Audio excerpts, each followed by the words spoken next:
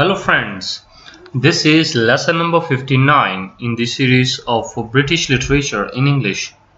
Today in this lesson we shall start our discussion on Edward II, written by Christopher Marlowe.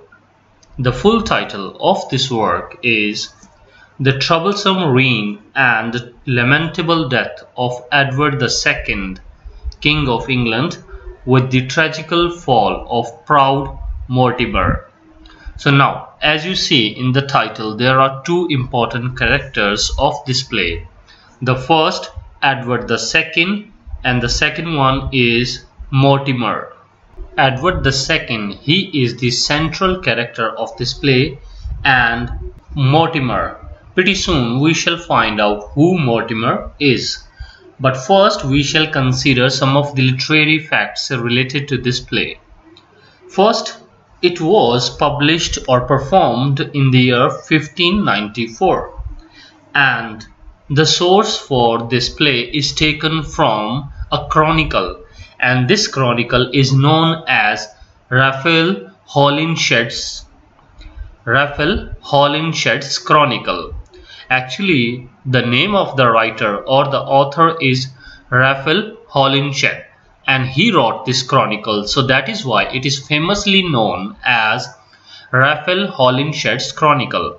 You must remember this because not just about Christopher Marlowe, even in the plays of William Shakespeare, we see this chronicle serving as a prominent source for some of the plays like King Lear, Macbeth. So this chronicle was written in the year 1587. Technically, if we see that what chronicle is, actually it is one of the forms of literature, as we see different types of literature in the forms of novel, plays and stories. So the same way we have chronicle, and in chronicle we get the life stories of the kings, of the emperors or the rulers. And the main characteristic of this chronicle, Raphael Holinshed's Chronicle, is that in this chronicle the detailed account of the several kings of England is given in a proper order, means starting from the different kings age wise, and their detailed life stories are given there. So from there we see this play, Edward II, taking its source. Now, one more fact about this play is that as we see in several of the works of Christopher Marlowe, that it contains some of the homosexual elements. As previously we discussed Dido, Queen of Carthage, in that we had Jove and Ganymede having that homosexual affair, and in Hero and Leander, if you remember in the poem that we discussed earlier, there we saw Neptune and Leander, because Neptune was having sexual or homosexual affair with Ganymede, and accidentally Neptune followed Leander, considering him to be Ganymede. And then we have one more play by Christopher Marlowe, that is The Masker, and in that play we have Henry III and his minions. Minion means his followers, his servants or his friends. So that is the prominent feature of the writings of Christopher Marlowe. So in this play now, Edward II, the prince or the king, you can consider him, as we see in this play, he is having homosexual affair with his friend, and the name is Gaveston. Now, apart from these points, one more point we shall consider as a literary fact. Bertolt Brecht, a German writer, and one more writer, Leon Feuchtwanger. He also, in fact, both these playwrights, German playwrights, they wrote a play in the year 1923, The Life of Edward II of England. Edward II of England. So that play is also taking its source from this play. So remember, one play is written by these two German writers, Bertolt Brecht and Leon Feuchtwanger, and that was published in the year 1923. So now we get into this play. We shall have a quick summary of this play because going deep into the detail is not so worthy, but we shall consider all the important characters in the main plot. So first, in the beginning of this play, what we see, Gaveston, the character I already told you, he is friend of the Prince Edward II. Okay, first I clarify that as I mentioned that Edward II could be called as a prince and could also be considered as the king. Because in the beginning we see Gaveston is receiving a letter from Edward II, and that is king now. And in that letter he is asking, means Edward II king is asking Gaveston to come back to his court, means to his palace, so that he may get his services. Now what is the story before this action taking place? Actually, in the background we see that Edward I, he was the king in the past, and at that time his son Edward II, whom we know as Edward II, earlier we can consider him as Prince Edward. So earlier Edward I was the king and there was a prince, name was Prince Edward, and that time Prince Edward was having homosexual affair with Gaveston, so they were close friends, and Prince Edward was always spending money and time on his friend Gaveston, and as a result the prince wasn't performing his duties properly. When the king Edward I realized that, he exiled Gaveston from the palace, and afterwards the time passed, and then we see the death of the king Edward I. Actually it was all narrated on the stage, nothing performed. So there was a death of the king Edward I, and after that Edward II, means the Prince Edward, he became the king and known as Edward II, and he wrote a letter to his friend Gaveston that he should come back to the state, to the palace, and give him services.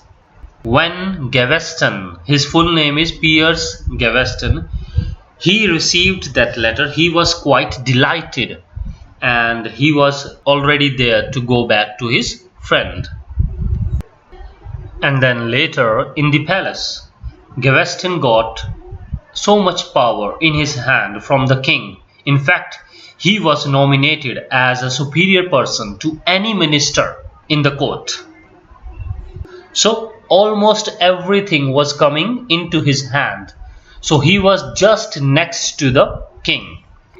And when the noble people of the court, when they found that it is something not acceptable which is done by the king, they got angry and they started making complaints to the king. Among these noblemen are Mortimer and Lancaster. Actually there are two characters in this play by the name Mortimer. The first is Mortimer the elder. He could be a senior man, an old man, and there is one more character that is simply addressed as Mortimer. He could be his son or nephew, or maybe in some relation to that old man. Anyway, the noblemen, the old people like Mortimer and Lancaster, they hardly liked any of the actions taken by the king Edward II, and they were not at all pleased with the choice of Gaveston as a powerful man in the court. So they got angry and they expressed their anger to the king. They also made some of the excuses like the army is getting weaker, the king is not paying proper attention, rather he is always giving his valuable time to his friend Gaveston. So they all forced the king to take the decision that again he should exile his friend Gaveston as his father Edward I did. And eventually we see the king agrees and he exiled Gaveston again. Now, before leaving the palace or the court, Gaveston is seen with the Queen Isabella. Now, who is Isabella?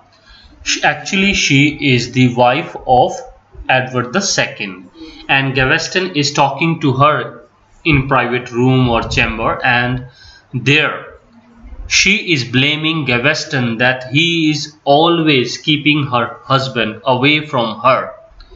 And on the other hand, we see Gaveston, he is charging her that she had an affair with Mortimer. Now, this Mortimer is not that Mortimer the elder. This is a nobleman. This could be called as Mortimer the Junior, but in the play he is simply addressed as Mortimer, Roger Mortimer. After his departure, we see some development in the action. The Queen Isabella, she is now planning with Mortimer to kill Gaveston. Why? Because Gaveston was charging her for having some affair with Mortimer, and actually Mortimer had that sort of affair with her. Queen Isabella, she insists the king to call back Gaveston to the court.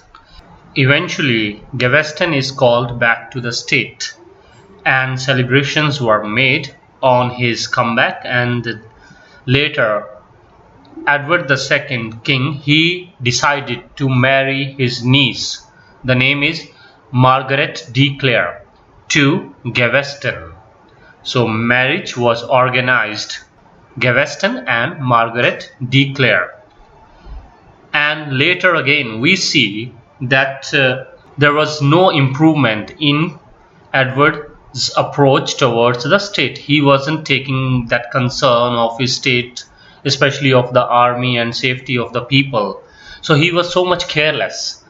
And then we had his half brother, the name is Kent, and he too was among the people who were against Edward II. So the people like Mortimer, Lancaster, Warwick, and even the Queen Isabella and Kent, they all were now against the King Edward II. As the action was developing, we see that the noblemen, they were now turning terribly against Gaveston, and they were just looking for an excuse to kill him. So finally they got some excuse and they captured Gaveston. And the noblemen like Warwick and Pembroke, they did this job. And when Edward, the King Edward, when he got this news, he was so much disappointed, and then he requested that he want to see his friend one more time. The request was accepted, and then Gaveston was taken to the king. But on the way, Warwick attacked Gaveston and killed him. And when the king got this news, he was so much shocked that his dearest of the friends was killed. And later we see Isabella, the queen, she informs Edward II, the king, that England is just about to lose its territory. The name of the territory is Normandy, because France is attacking there and France is looking to capture that territory. But the king feels himself so much helpless that he didn't take any decision. Rather, what he decides, that he sends his wife and his son, Prince Edward. Now, Prince Edward, he is the son of Edward II, and in future he would be known as Edward III. So he sends his wife and his son to deal with this matter. And later he was so much concerned about the rebellious people because they killed his friend, and now he was in some sort of fear that he could also be captured by them. The picture was quite clear to the king as well, that who were the people against him and who were the people with him. And the saddest fact was that there were very few people who were with him in that worst time. And one of them was Hughley Despenser, or the short name is referred here as Spencer. He was a powerful lord, and he comes there to support Edward II. And he came there with his army of hundreds of soldiers, and he fight like a real champion or real soldier. And the prominent point is that what was the reason that he stood alongside the king? Because he never liked these noblemen. That is why he just turned against them and supported the king. Now there was a war between these two parties. Like one side we had Edward, and the other side we had noblemen like Warwick and Lancaster. And then we see in the war, Edward killed all these people like Warwick and Lancaster.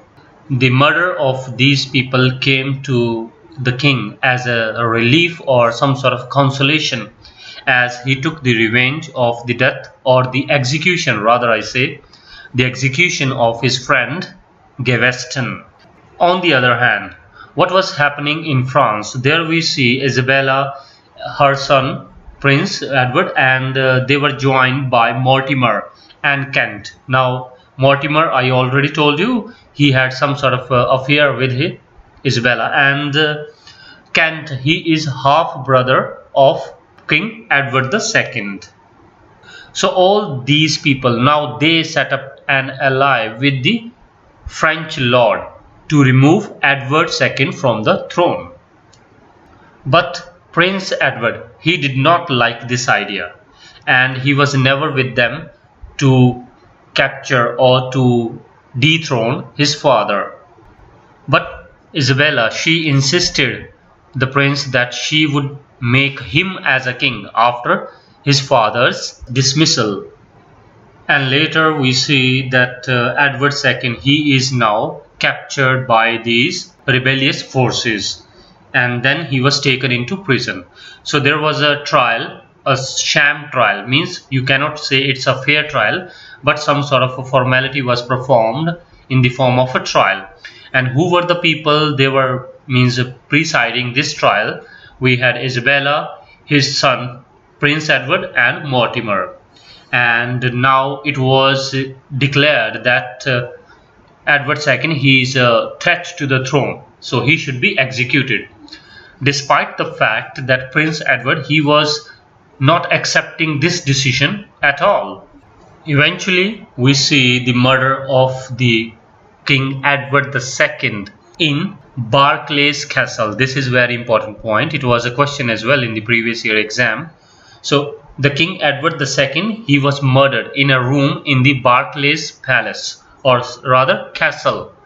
Barclay's Castle. It was the scene in the Act 5. And after his execution, Edward III, now the prince is becoming the King of England and known as Edward III. So he was forced to become the king, and after becoming the king, what he did? He orders for the execution of Mortimer, and also to put his mother, his own mother Isabella, into the prison for taking active participation in the conspiracies against his father. So now Isabella, she is begging to Prince Edward, or King Edward III I should say, that he should spare the life of Mortimer, the nobleman, but he simply neglected.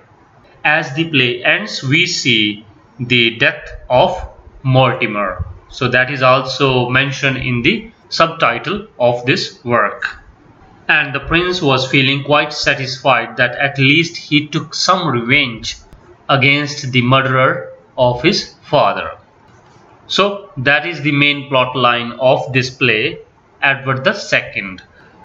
So before ending this lesson, we shall have a quick recap of the main points of this lesson, Edward II. The full title of this work is mentioned on the screen, you can easily see. And this play contains the elements of the homosexuality of Prince Edward II and his friend Gaveston. So here Prince II means King Edward II, and the source for this play is taken from Raphael Holinshed's Chronicle, and that was written in 1587. And on this play we have another play written by Bertolt Brecht and Leon Feuchtwanger, and these two were the German playwrights. About the plot line, the main thing is that we had a king, Edward II, and his friend Gaveston, and initially he was exiled, means when the play began he was already exiled, and then he was called back to the state, and there were the people who were against him because he was always busy with the king, Edward II. He was always wasting his time, and even I should say the king was wasting his time and money on his friend. So there was some sort of affair between these two people, and all the noblemen were against them. And after that we see some development as the noblemen forced the king to exile him, and later he was again called back. At the request of Isabella and other noblemen, Gaveston was called back, and then there were celebrations and even the marriage of Gaveston to Margaret de Clare. That was his niece of King Edward II. And then we see the capturing of Gaveston by the noblemen, and they killed him, and the king was shocked, and later he was there in fight with the noblemen, and he executed the people who were responsible for the death of Gaveston, the people like Warwick, Leicester.